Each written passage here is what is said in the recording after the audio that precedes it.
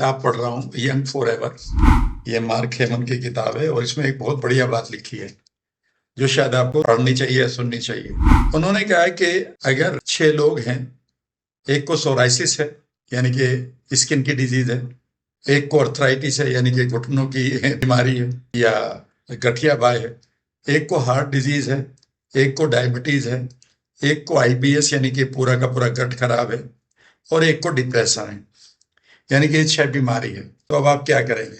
आप ये कहेंगे सर मुझे 6 बीमारियों के लिए 6 डॉक्टर के पास जाना चाहिए या 6 स्पेशलिस्ट ढूंढेंगे आप, और ये 6 स्पेशलिस्ट आपको 6 तरह की नहीं, कम से कम 36 तरह की गोलियां या दवाई लिखेंगे और इनमें से कोई भी शायद ठीक नहीं होगी क्योंकि वो सिर्फ सिम्टम की दवाई लिख के जाएगी, जबकि ये 6 की 6 बीमारियां सिर्फ एक रूट कोज से हो सकता है कि पैदा हो रही हो। उसका कारण हो सकता है कि आपको इन्फ्लेमेशन हो।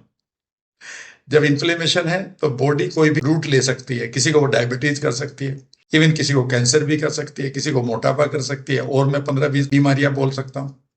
और अब सवाल उठता है कि ये इन्फ्लेमेशन क्यों हो रहा हो?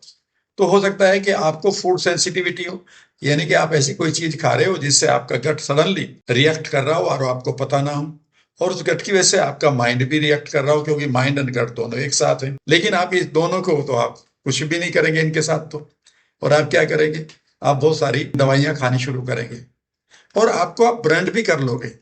मैं रूमेटॉइड अर्थराइटिस का पेशेंट हूँ, दूसरा कहेगा आई एम डिप्रेस्ड, तीसरा कहेगा आई एम डायबिटिक, चौथा कहेगा कि आई एम कैंसर पेशेंट, पांचवा कहेगा आई एम कार्डियक पेशेंट। आप पेशेंट इनकी बीमारियों के नहीं है, असलियत में आपको इन्फ्लेमेशन है, और इन्फ्लेमेशन का कारण आपका माइंड और आपका गट है।